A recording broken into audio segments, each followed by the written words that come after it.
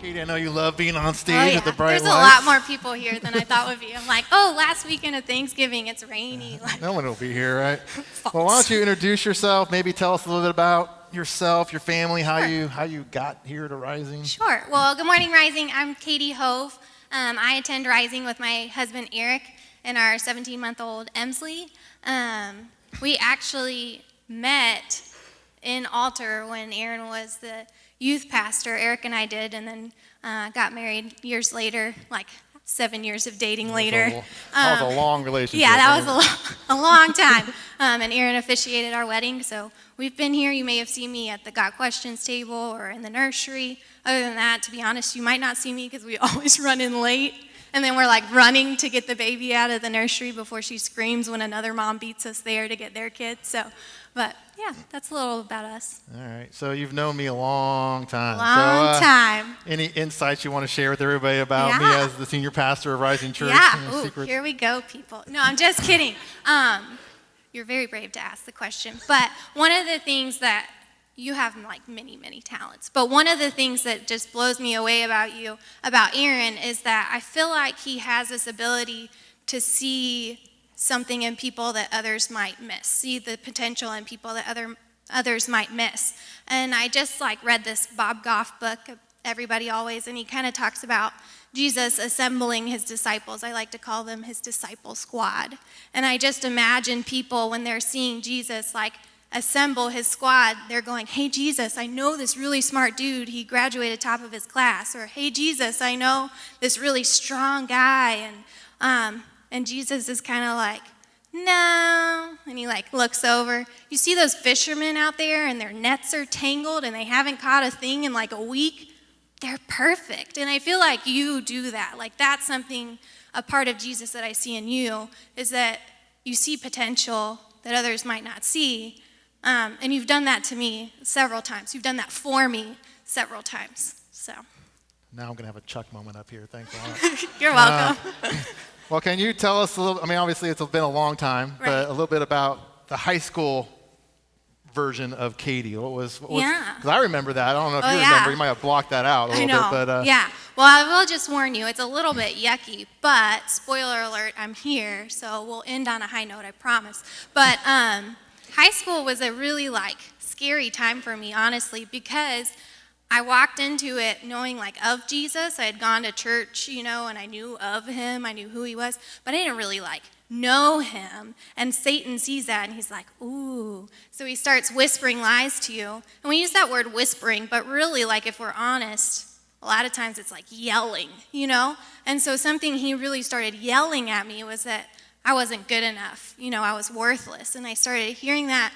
But because I didn't have a relationship with Jesus, I kind of thought, oh, okay, well, how do I fix that? What do I do about that? And something I decided was, well, maybe if I work on my outward appearance a little bit, like, then it'll get better. You know, maybe then I'll be more worthy. And that's all Satan needed. That was the foothold, and he got in there and he led me down this really dark, yucky path of an eating disorder and compulsive over-exercising, which is just like OCD but with exercises. And so every day I kind of just like was trapped in my own head of, you know, what am I eating? What am I not eating? How many exercises have I done today? And my like whole worth was tied to this number on a scale or tied to the size of my clothes. And it was just this really dark like time.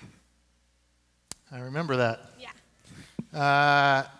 It's really mind-blowing to be sitting up here with you right now, remembering that point in your life. I was really like a shell. Like and you were so quiet and so shy, like you would never in a million years get up on stage like this. So what changed? Yeah, so my junior year of high school, we took fall break road trip to Disney. So yes, people, I've been to Disney with Aaron Young, and it is awesome. But while we were there, I mean, I'm at Disney with Aaron Young, I kind of hear this voice like Jiminy Cricket, like, you're missing it, you're missing it. And I kind of started to realize, like, ooh, I've been doing it on my own. It's not really working out that well. So I get home and I start having conversations with my then boyfriend Eric and my parents and Aaron. I was in Aaron and Kimberly's basement, like talking to them and the staff who were really supportive. And Todd was there, and he like really did an amazing job of like loving on my younger brother like through all this. And I ended up in therapy and counseling and with a nutritionist. And then I ended up going into the hospital because I just wasn't making progress, and I was really like taking a toll on my body. And I remember being in the hospital, like it really was a wake-up call. But it was just more of a mental shift when I was there, because it was really, fear has an appropriate place, I think sometimes. There's healthy fear, and it was this fear of like, I don't really want my story to be like this woman sitting next to me who's here away from her 3 kids getting treatment when she could be home with her family. Or I don't want to be like this other woman who can tell me like of all 10 hospitals she's been in. I just kind of had this mental shift of like, I need to change. So I started taking the steps, right? But then really, and this is going back to Aaron seeing potential, the real like heart change came to the summer between my junior and senior year. And I remember it so clearly. We were at your house for prayer meeting, and I don't know if you've ever seen Aaron get like kind of excited about something, but he has this like grin that goes on, and he's like, "Hey, Katie, come here."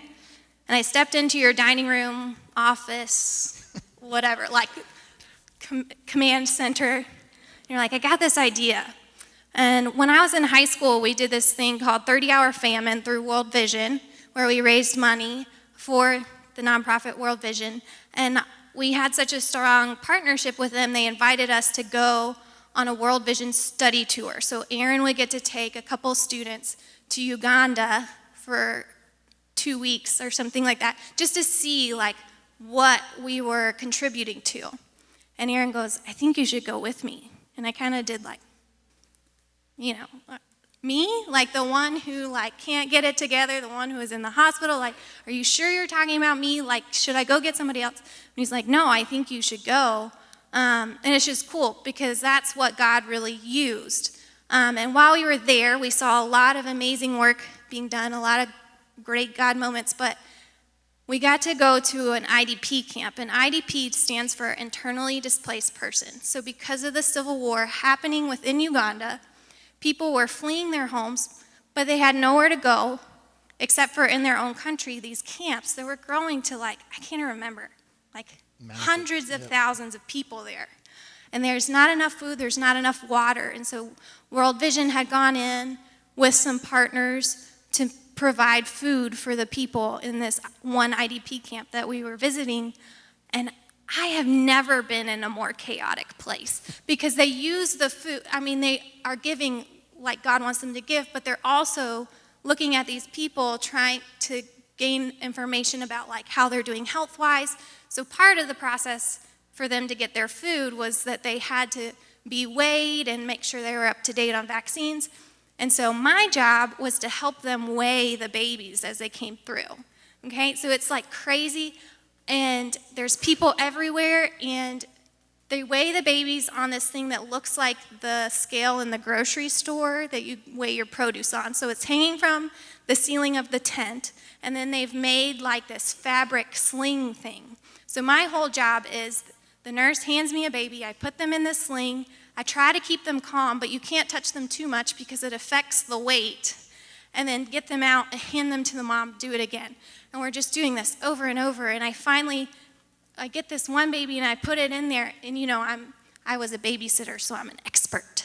But it's this baby and the head keeps like lolling over. And I keep trying to support it.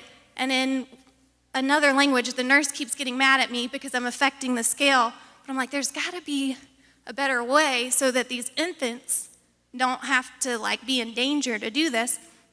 So I get it out, I get the baby out, and I look at the nurse and I said, "How old is that little baby?" And she said, 2 years old. And it just hit me like a ton of bricks. Were you able to find that picture? Yeah, like that's the light bulb moment, people. Like that's when it hit me. Number one, you dummy, I've provided all the food you need and you're just refusing to eat it.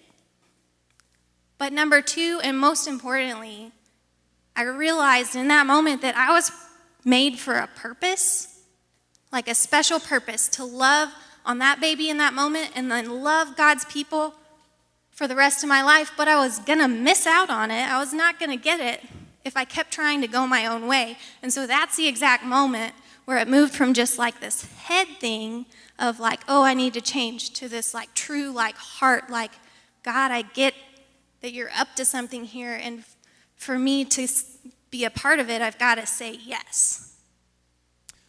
You know, it was really powerful to me when this October we were down at Orlando, again, of all places, right, with the students, and I was sharing the message, and your story came to my mind for some reason, and it was this idea that we don't have any idea what's at stake when we say yes or no to Jesus, and when we say yes to his call and his desires for our lives, or we just say, no, I don't want to go the path you're going for me. We don't understand what's at stake until you go down the road a little bit, what could just disappear out of your life. And so I talked about Katie here, and just like if she hadn't made this decision to get healthy, to pursue God's plans for her life instead of being in control, like all these things that would just come poof, poof, poof. You know, kind of like the end of the Avengers movie. Sorry if you didn't see it yet. You know, poof, poof, poof. Or Back to the Future, you know, where the little picture, people just start disappearing, like your relationship with Eric, disappear. Your daughter, disappear. Path Project, the ministry you have with all kinds of kids could just have gone just poof. Like it just doesn't exist anymore. And so have you ever done that in your life where you look back and you go like, what if I hadn't taken on God's identity for me and instead of what the world was telling me? All the time. I totally think about it. A couple of years ago, I got to volunteer for VBS with Rising Kids, and the Bible verse was, the thief has come to steal, kill, and destroy, but I have come so that you may have life, and life to the full. And that's just really, it's John 10:10, but it's really stuck with me because that's kind of like my story, you know, like he did come to steal, kill, and destroy, and he was like vicious about it, and he totally could have like stolen my relationship with Eric, because I've never actually like asked him. But the way that I was behaving at that point, there's no way he could have held on for much longer. We would not have had our 7 years of dating that turned into marriage, that turned into the beautiful marriage we have now. You know, he could have killed my ability to have kids. Like I never would have gotten to have my sweet Emsley girl, and I would have never like seen her love of the 3 B's, the birds, books, and bath time. You know, like I would have missed out on that, you know, and he could have completely destroyed my opportunity to work for the Path Project, which is, if you've been around to hear about it, we're a Christian nonprofit, and our whole mission is to plant community centers inside mobile home neighborhoods with the goal of guiding kids towards high school graduation with a clear plan for their future. And that's just a really fancy way of saying we show up in places that need a little extra loving. And I get to do that day in and day out, and I get to see, like, it's not on my own power, but I get to see, like, some really yucky situations, but where God is, like, doing big, amazing things. But I totally, like, would have missed all that if I had not gone, like, oh, okay, like, I get it now. So what's one thing, if you had to wrap up into one thing that you would want to share with Rising Church, like for those of us who are kind of slow, Sure. like, you know, what you need it spelled out for us, like what's one Yeah. thing that you'd say, here's what I want you to learn from my story? Yeah, so if you haven't had enough coffee this morning, the one thing is we talk about identity, our identity in Christ a lot here around Rising Church. And guys, like, I am complete. And here is the really, really cool part, like, so are you. Like, God knows our humanity, and he sent his son Jesus so that we could be made complete in him, and we can claim that with like full confidence, 100% confidence. And all you have to do is say yes. And really, like, learning more about Jesus, I think you could even say like, yeah, I guess so, or, you know, like, yeah, that sounds all right, sure. And I think God would see that as an invite in, and he would totally like take your life and change it. And my prayer is that we would just claim that so that we could live that like life to the full that he has for us, that we wouldn't miss it. Can we give Katie a hand for sharing up here? And I'm going to ask